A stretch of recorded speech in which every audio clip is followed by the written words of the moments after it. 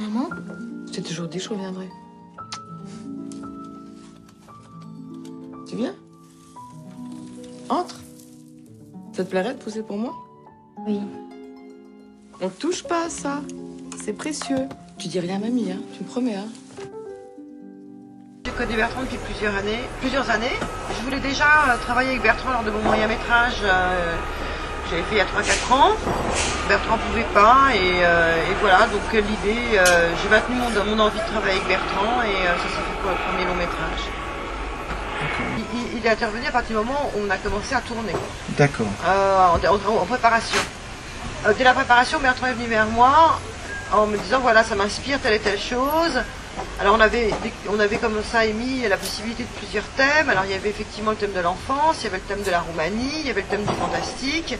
On a essayé d'en faire pas énormément, mais il y avait quand même 4-5 thèmes. Il y avait aussi l'idée de travailler sur des musiques, ce qui n'était pas les années 80, mais qui étaient d'inspiration des années 80, parce que le film est assez intemporel et on ne voulait pas trop situer, parce qu'il s'agit d'un conte, et donc pas trop situer véritablement, pas piquer des musiques des années 80 et les remettre. Ça, Bertrand s'en parlera mieux que moi. Et donc on a, voilà, donc au début, on était parti. Bertrand m'a proposé pas mal de musique roumaine. Moi, je savais pas tellement déchiffrer le piano, me dire voilà, c'est du piano, c'est écrit comme ça, mais si on le fait avec d'autres instruments, c'est autrement. Mais moi, je suis pas musicienne, donc je comprenais pas tout de suite la traduction littérale de ce que ça pouvait dire. Et puis après, il va commencer à me montrer sous d'autres avec des instruments. Et donc, ça commençait moi aussi à m'ouvrir un tout petit peu les oreilles, on va dire. Et puis après, pendant le montage du film, je voulais que la musique intervienne assez tôt. Je voulais que la musique intervienne assez tôt parce que je trouve que c'est très important dans un film où l'image, si vous voulez, est assez composée quand même, est assez parlante. Et où, si vous voulez, la narration du film, l'histoire est assez simple. C'est un peu la tapisserie de Bayeux. L'histoire est assez simple, c'est une petite fille, il lui arrive des choses, etc. C'était important pour moi qu'avec cette image, c'est-à-dire un mot, on peut dire un mot, dans une image il peut y avoir plein de mots, donc c'était important pour moi d'avoir, voilà, que cette musique soit aussi foisonnante quelque part que l'image. Voilà. Et que ce travail, dès le montage, ou plus, j'aurais préféré même plus tôt, mais on ne pouvait pas, on n'avait pas la possibilité. Donc le plus tôt qu'on a pu, c'est en fait Bertrand est venu au montage, au moment du montage du film avec Laurence Briot. Et en fait, on a travaillé, Bertrand est venu avec son clavier et ses divers instruments et a commencé à chercher sur les images du film. Ah non, souris pas. Les sourires, c'est con, c'est pour les mariages. Tu fais la séductrice. Tu sais, toi, je sais pas comment tu fais, mais tu sais. Les instruments utilisés dans le film, c'est essentiellement des percussions classiques, marimba, vibraphone, il y a du piano, il y a de la harpe, un peu d'instruments avant et des cordes. Mais s'il y avait des cordes synthétiques, par exemple, je voulais qu'elles aient l'air synthétique, que ça soit pas un faux son de corde. Et je trouvais qu'il y avait dans certaines sonorités du mélotron, en tout cas on s'était rendu compte avec Eva que pour certaines scènes, il y avait un côté qui pouvait... En fait, on cherchait à jouer sur les réminiscences, à surtout pas faire un exercice de style en se disant ça se passe en 79, donc il faut que ça ressemble à la musique des années 79.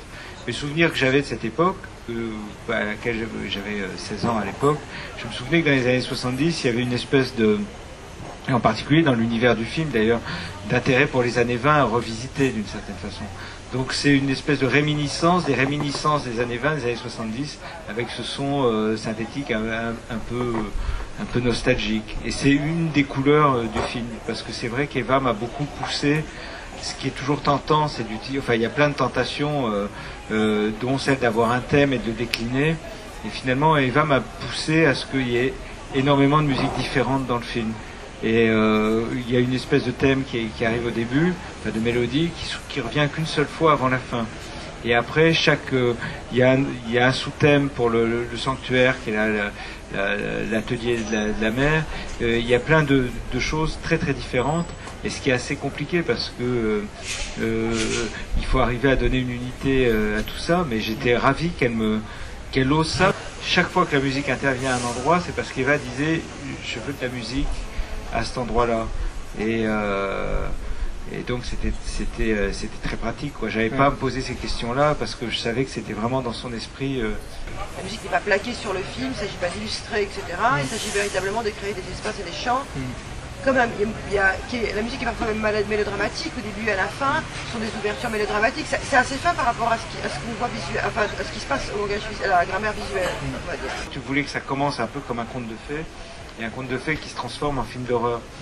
Mais il faut tâtonner pour le trouver, parce qu'on se dit pas, ok, conte de fées, il faut arriver à sortir aussi un peu des clichés de part et d'autre. Mais en tâtonnant, tu m'as amené à ça, en fait, je pense. Et c'est vrai qu'au départ, tu voulais que les premières séances de pause soient plus légères et qu'au fur et à mesure, ça s'assombrisse. On glisse progressivement du conte enchanté vers le film d'horreur. Et un tout petit peu, entre guillemets, je n'aime pas ce mot-là, mais vers la série B, on va dire, ou en tout cas le film, voilà. Voilà, c'est quand même évoqué une sorte de spirale et de névrose dans le film qui est amené par le personnage de la mère. Et donc, effectivement, j'ai dit à Bertrand d'aller plus vers certaines choses du film d'horreur. Je viens de parler de Mario Bava et de Dario Argento, et de certains films d'horreur américains. Bien sûr, il n'a jamais été question de copier. C'était véritablement, voilà, c'était une indication, mais il y en a eu beaucoup d'autres aussi. Des réminiscences, des influences, il y en a évidemment toujours. Mais en tout cas, à aucun moment, pour moi, ça a été une vraie joie parce que je pense que c'est pas toujours le cas. D'abord, on n'a eu aucune musique préexistante, ni à la fin, ni au début. C'est-à-dire qu'à aucun moment, on a collé des choses en disant on fera la même chose. Et comme de toute façon, j'ai un esprit un peu tortueux là-dessus.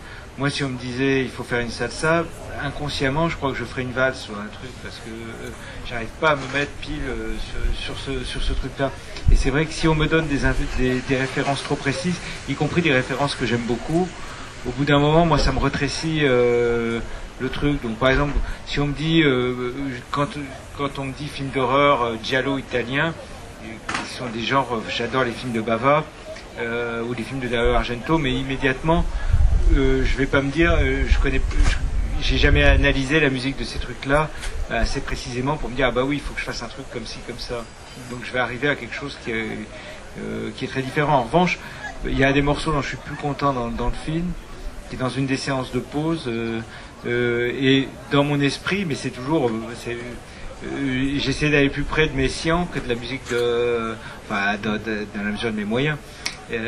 Mais j'essaie d'amener le même thème dans quelque chose qui soit plus proche de Messiaen que de la musique de film, dans l'utilisation des demi-tons, enfin de trucs comme ça. Marlène. Ils ont vu mes photos, ils ont dit madame, vous êtes allée beaucoup trop loin. Toutes les deux on s'amuse, c'est un jeu. Moi je m'amuse pas. Ils ont décidé que j'allais peut-être plus être ta mère. J'ai tort de vouloir te faire partager ma vie. Tu te sers de moi pour qu'on te regarde.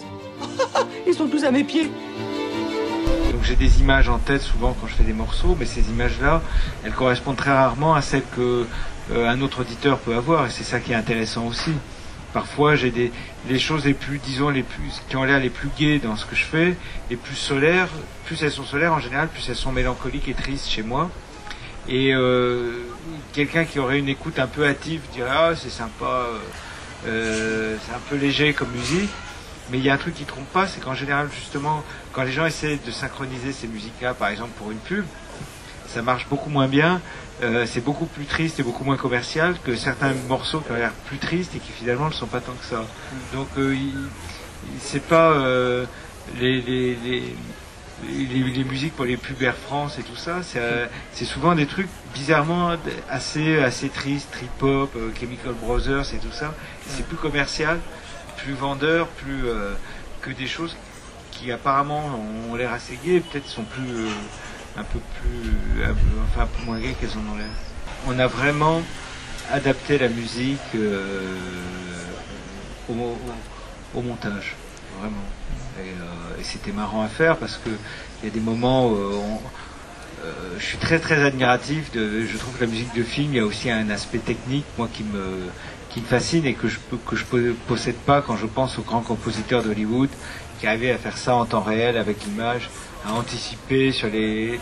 Donc aujourd'hui, quand même, avec le numérique, on peut s'amuser a fortiori à faire des choses comme ça. Donc par exemple, il y a une scène où Isabelle Huppert parle, elle danse en parlant de Shirley Temple, elle est là, pop, là, et la musique peut anticiper alors qu'elle a été faite après. On peut faire en sorte qu'on peut jouer vraiment avec les onomatopées du dialogue à ce moment-là. Et il y avait une scène qui finalement n'est pas restée comme ça, où il y avait un dessin animé après, et la musique du dessin animé, on pouvait introduire le thème du dessin animé dans la musique qu'il y avait avant. Et je trouve que c'est un des plaisirs justement de la synchronisation. On peut faire des choses très précises quand même. Je trouve que la contrainte justement c'est quelque chose d'assez libérateur, parce qu'on se pose peut-être moins de questions. Donc du coup et vraiment en l'espèce, pour moi cette expérience qui a été formidable, c'est dû d'abord à la volonté d'Eva, qui est quelqu'un qui sait vraiment diriger les choses et qui a une façon à la fois d'être très précise dans ce qu'elle veut et en même temps de laisser beaucoup de liberté. Donc parce qu'il y a des remarques, il y a des indications qui peuvent libérer, il y en a d'autres qui peuvent complètement paralyser. Et chaque fois qu'elle me disait je préférerais comme ci, comme ça, au contraire ça me donnait encore plus. Et elle a un avantage en plus, c'est que quand une fois qu'Eva a quelque chose lui plaît, où elle est très précise, elle revient pas dessus, donc ça permet vraiment d'avancer de façon très... Et une autre personne qui a été déterminante, c'est Laurence Briot, la monteuse. Parce que aujourd'hui, il me semble qu'avec le montage numérique, le rôle du monteur image, le monteur image a un rôle très très important sur la musique.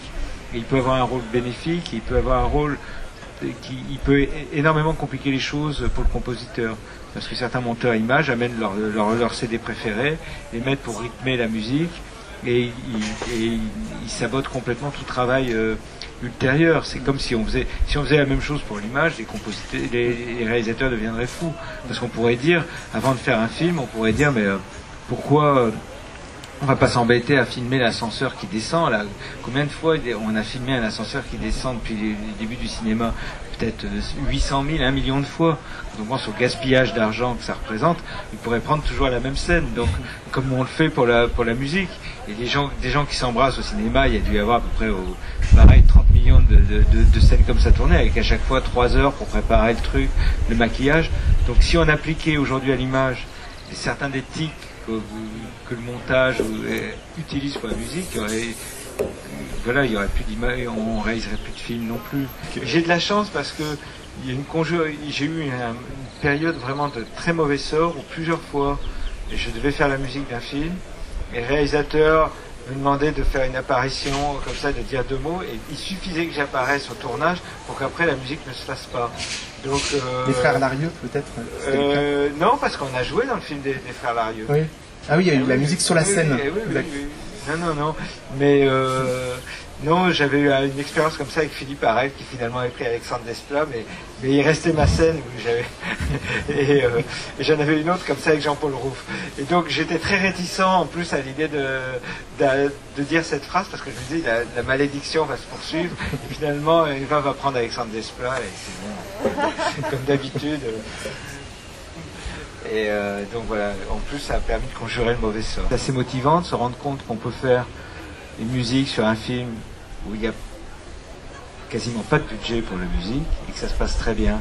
Mais parce qu'à partir du moment où le réalisateur fait confiance, qu'il y a ce climat de confiance, ça permet de lever beaucoup d'autres obstacles et d'éviter pas mal de pièges. Parce que il y a des films peut-être où il y a beaucoup plus de moyens, beaucoup plus de budget, et où la position du compositeur peut être beaucoup plus difficile, parce qu'il suffit que si on change certains des paramètres, un réalisateur peut-être plus indécis, un monteur qui est plus interventionniste, un music supervisor qui en fait des caisses et tout ça, et ça peut devenir vraiment c'est pour ça que on voit des gens parfois qui vivent un cauchemar avec des moyens qui sont de l'ordre de 5 à 10 fois supérieurs à ceux de ce film. Ça fait une BO qui est assez riche. Il y a 32 morceaux. Les choses ont été refaites pour le disque ou pas? Non, on a gardé... Tout a été fait vraiment tellement à l'image qu'on n'a pas du tout...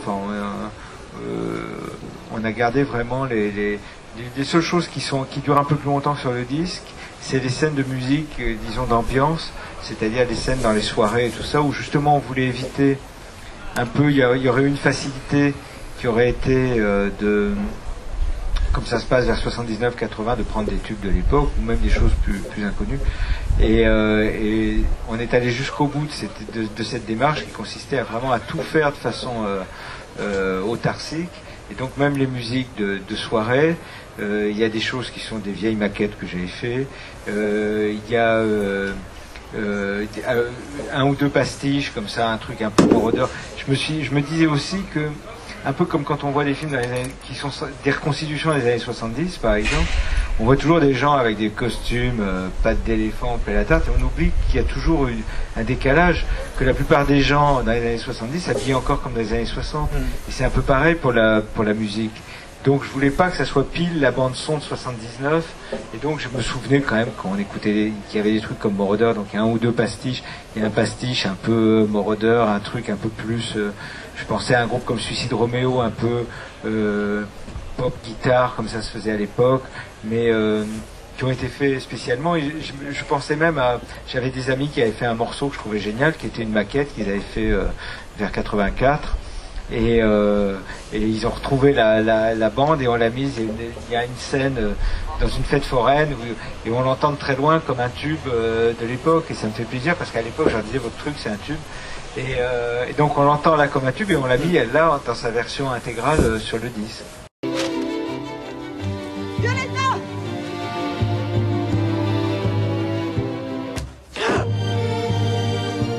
My princess, my little princess.